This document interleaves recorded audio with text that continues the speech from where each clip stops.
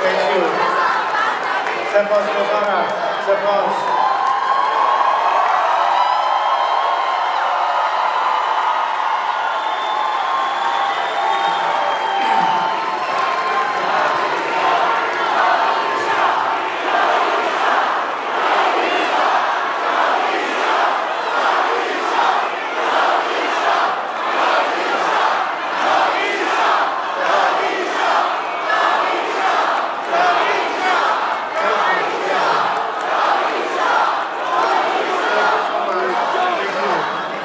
Ladies and gentlemen, good morning.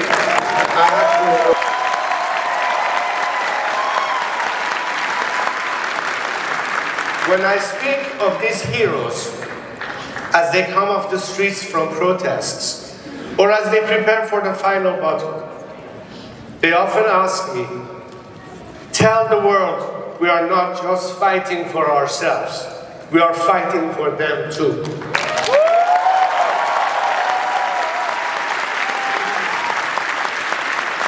So it is in that spirit and in their honor that I ask you to close your eyes for a moment and imagine a free Iran. No more nuclear threats, no more terrorism, no more hostage-taking, no more closing of the Strait of Hormuz, no more blackmailing of the global community. Imagine an Iran that instead of exporting terrorism is promoting freedom. Freedom to its people, stability to its neighbors, national security and economic opportunity for the United States and the free world.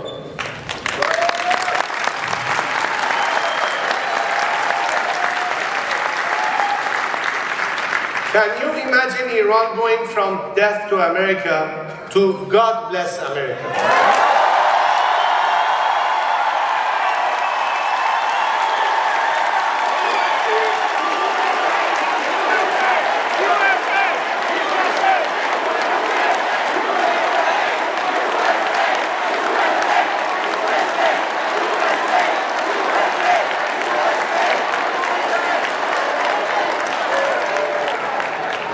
Well, I too can, because I have seen the true soul of my people.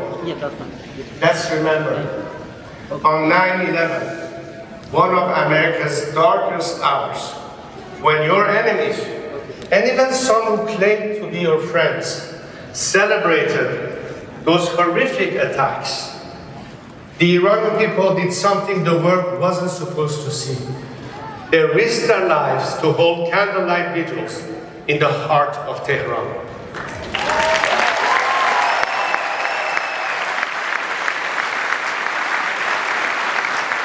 They didn't do it for a camera. They did it for a friend in pain. That is the true face of Iran. Unlike the regime that worships death and destruction, the Iranian people celebrate life and liberty. That's why I can imagine an Iran that exports engineers instead of extremists, startups instead of suicide bombers, energy instead of hatred.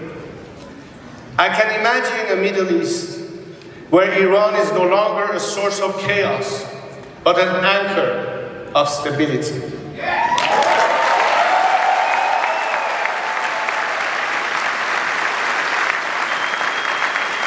An Iran that does not fear its people, doesn't threaten its neighbors, doesn't isolate itself from the world.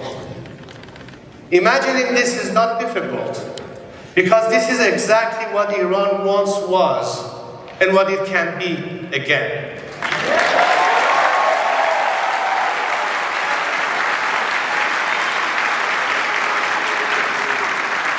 When Iran is free, the Middle East changes. When Iran is free, America regains a great friend.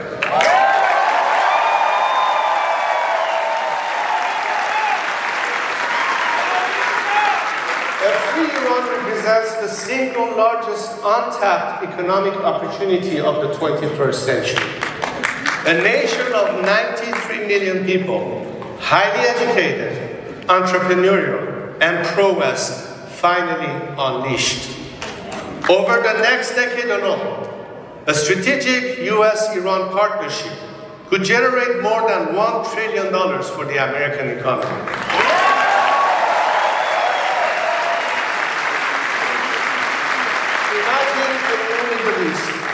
Where Iran is a friend of Israel, where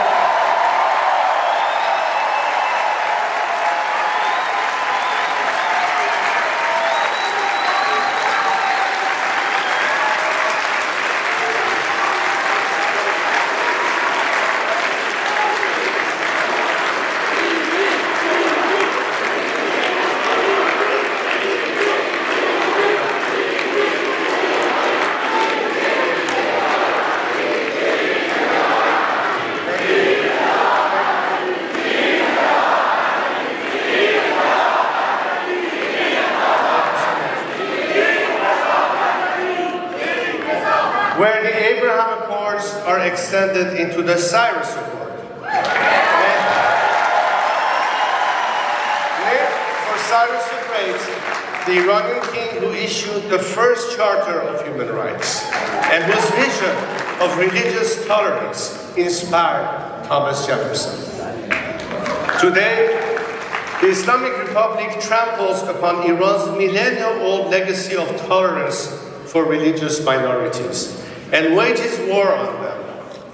In a country with the fastest rate of growth of Christianity in the world, the regime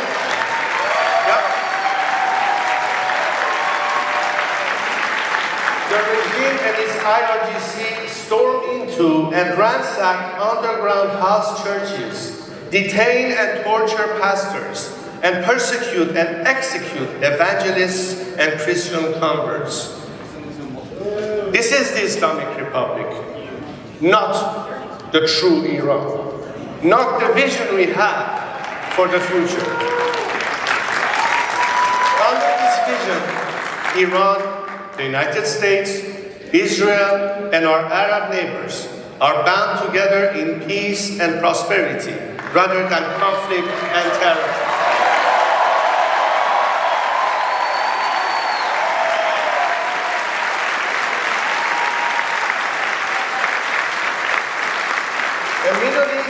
Be able to handle our own affairs and manage our own backyard, when we can put an end to the endless wars and allow our American friends to bring back their sons and daughters in uniform and focus where they want to, back home.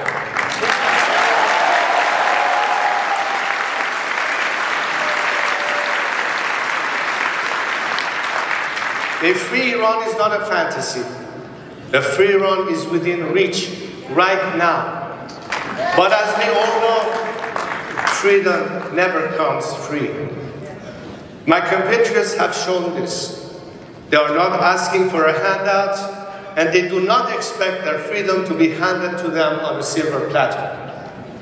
The Iranian people have already paid an unimaginable price for their liberty. In January of this year, I called on my compatriots to go out and protest against the regime that has oppressed them for 47 years. Millions of them responded, igniting the largest wave of protests in Iran's modern history, sweeping every single one of our 31 provinces. On January 8th at 8 o'clock, they took their lives in their own hands and took to the streets to fight against the occupying regime. At that exact moment, Khamenei, Larijani, Ghalibaf, and the rest of their mafia shut off the internet under the cover of darkness. And with a depravity that shocked the world, they massacred more than 40,000 Iranians and injured over 300,000. They did not stop their terror on the streets.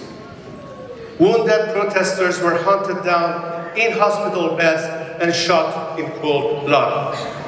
Men and women were raped in secret prisons. Even nurses, ambulance medics, and doctors who dared to help protesters were tortured, raped, and killed. Families were forced to search through thousands of unmarked body bags, and the regime even charged grieving parents for the bullets used to kill their own children.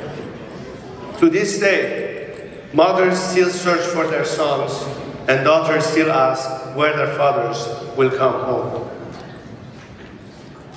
To this day, 29 days to be exact, Iranians have been cut off from the world with almost no access to the internet. Fearful of my courageous compatriots, Khamenei Jr. and his cabal of criminals have dragged Iran from the 21st century to the dark ages. They are afraid that when they do, the world will again see the defiant will of a nation united and determined to topple it. Life can never go back to normal. There is a sea of blood between the people and the regime. After all the massacres, after all they have sacrificed, they will never agree to swap one tyrant for another.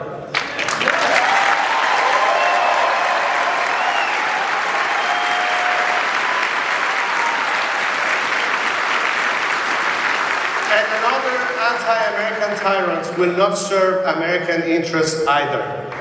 The only thing that the remnants of this regime can be relied on to do is to buy time, to cheat, and to steal. They will never be honest or true partners for peace. President Trump was right when he said, we don't want to come back every 2 years. But if a faction of the regime is left in power, that is exactly what will happen. It will buy time. It will pretend to negotiate. And then it will return to its old jihadist ways of threatening America, its security, and its interests.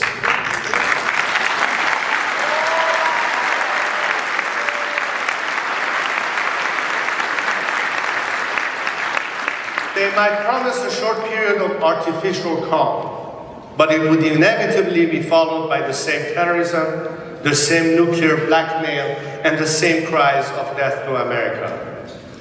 Because the truth is simple. The Islamic Republic cannot reform itself.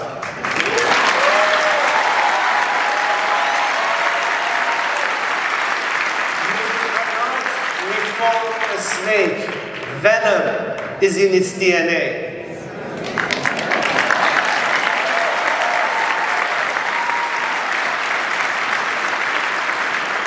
This extends to the corrupt and brutal thugs of the IRGC. Because the IRGC is not Iran's national army. Indeed, it does not even have the word Iran in its name. It is the Islamic Revolutionary Guard Corps. It serves its own poisonous ideology of terror and not Iran's national interests. So it can certainly never be a partner to serve America's interests.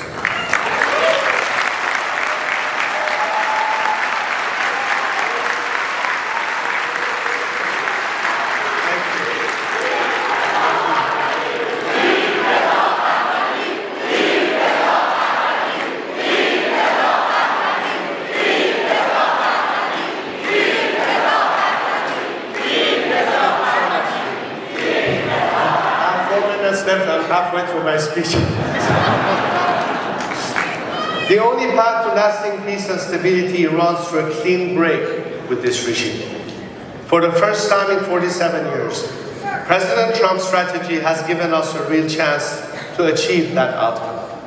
For decades, every American president since Jimmy Carter chose to try to manage this looming threat rather than resolve it. Each of them has failed. They have only made the problem worse.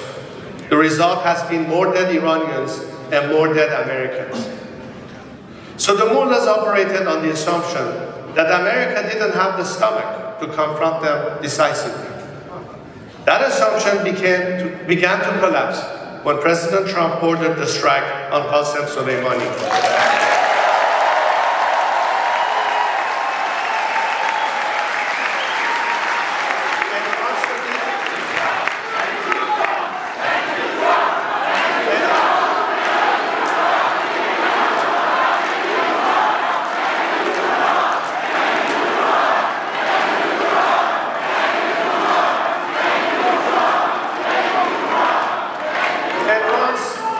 And once the myth of the regime's invisibility was shattered, possibilities began to move in a different direction. Operation Midnight Hammer and Epic Fury have done something extraordinary. The killing of Khamenei and many of his henchmen, the destruction of more than 80% of the regime's ballistic missile arsenal, and the obliteration of the nuclear sites have leveled the playing field. This did not happen by accident. It happened because of President Trump's resolve and the courage of American troops.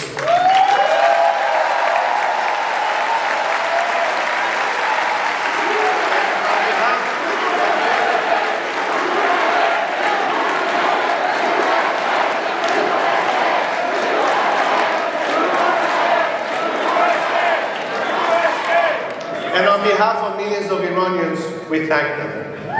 Their sacrifice was not in vain. For the first time in nearly half a century, the Iranian people have a fighting chance to end this regime of terror and chaos. The regime's repressive machine has been degraded, its terror network cut off, and its leadership decimated. But for this all to be worth it, the sacrifices of both Americans and Iranians, for the goodwill between our two people, which you see on vibrant display here today. To continue, we must finish the job. This regime is entirely lost hope.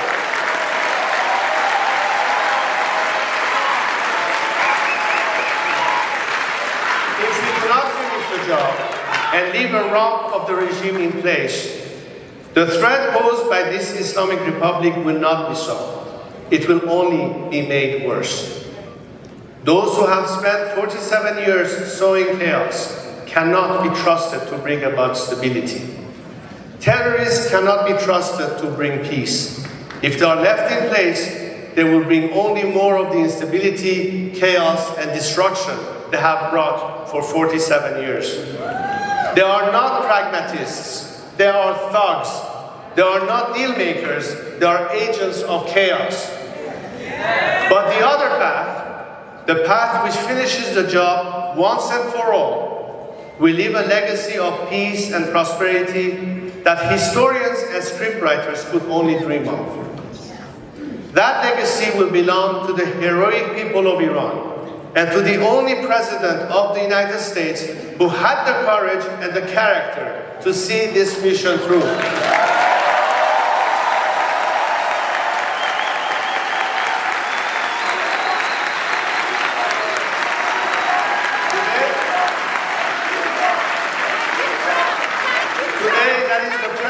On which we stand, the precipice of true greatness.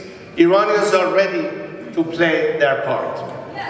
The final blow will be delivered by the people of Iran themselves. They are already on the ground and they have already demonstrated their extraordinary courage.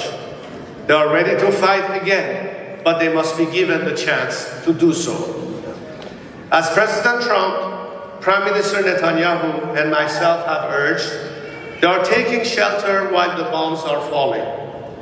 But when the right moment arrives, as in January, I will call on them to rise up again.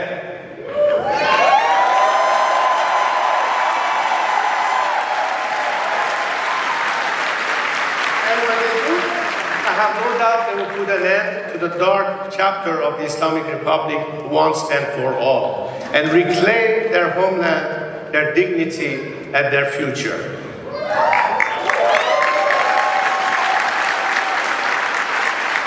But bringing down the regime is only the beginning. What matters next is whether the nation can unite around a leader with broad legitimacy.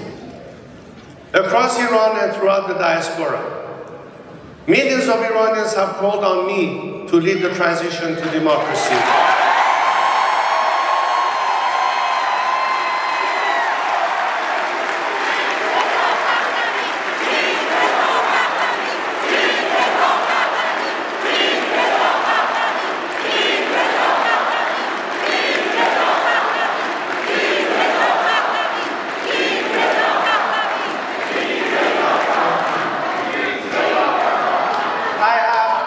I have accepted that call, not to serve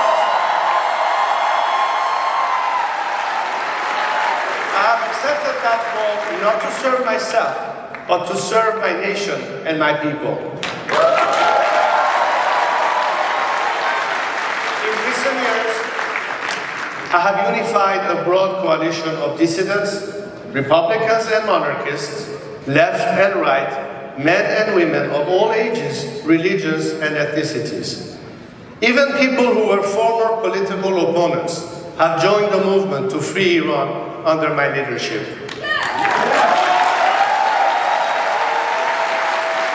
Equally important, Iran's armed forces and bureaucracy will follow me. Thousands of the regime's military officials, some very senior, have signed their readiness to join me through a digital defection platform my team established several months ago. Many of these officials have refused to obey the orders to kill civilians during the January uprising. That's why the IRGC had to import thugs from Afghanistan, Iraq, and Lebanon to do the dirty work. With my leadership, they and others who don't have blood on their hands will play a role in stabilizing the country during the transition.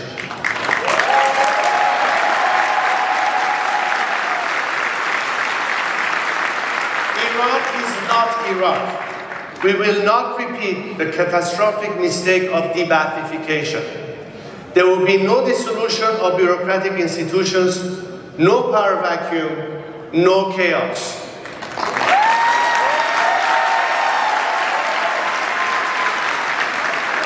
The transition will be orderly, and my team of experts have produced a detailed plan called the Iran Prosperity Project, or IPP. This is a roadmap for national recovery, including the first 100 days after the regime's collapse and the long-term reconstruction and stabilization of our country.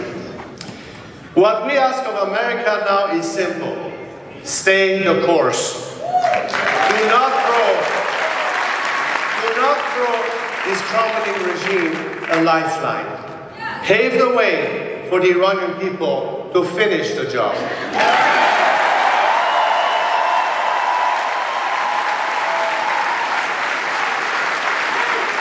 Because freedom is not an American story alone. It is the story of all people who refuse to live on their knees. It is the story America wrote in 1776. And today, it is the story the Iranian people are writing with their courage and sacrifice. We prefer to die standing than to live kneeling.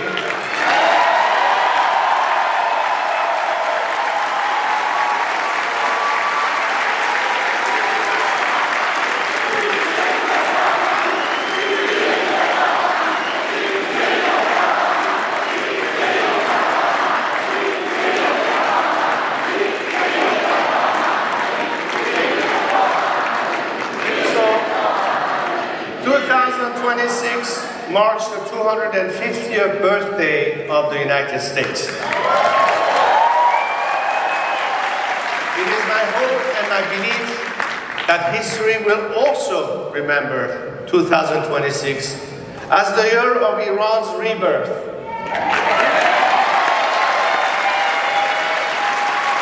What my people are fighting for is the rebirth of our 2,500-year-old civilization. When the black page of the illegitimate Islamic regime is turned, that is the transition and heritage to which Iran will return. So in 2026, our two nations are reaching for a new chapter, both determined to be great. President Trump rightly observed that the Iranian people are the Iranian regime's longest suffering victims. He told them, "The hour of your freedom is at hand," and they are already ready to meet this moment. The Iran story is not yet finished. Great civilizations outlast even the most vicious occupiers. With your help and with the courage, sacrifice, and heroism of Iran's greatest youth, our best latest chapter is being written right now. When it is done, A free and democratic Iran will stand alongside the United States as a partner, an ally, and a friend.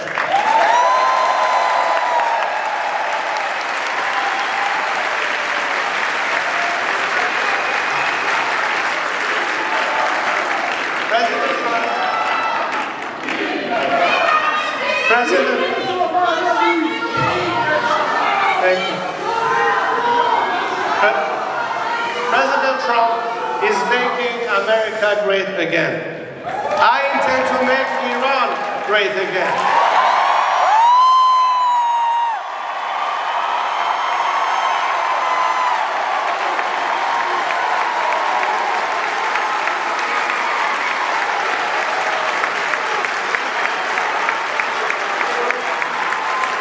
Together with my brave compatriots, that is exactly what we will do.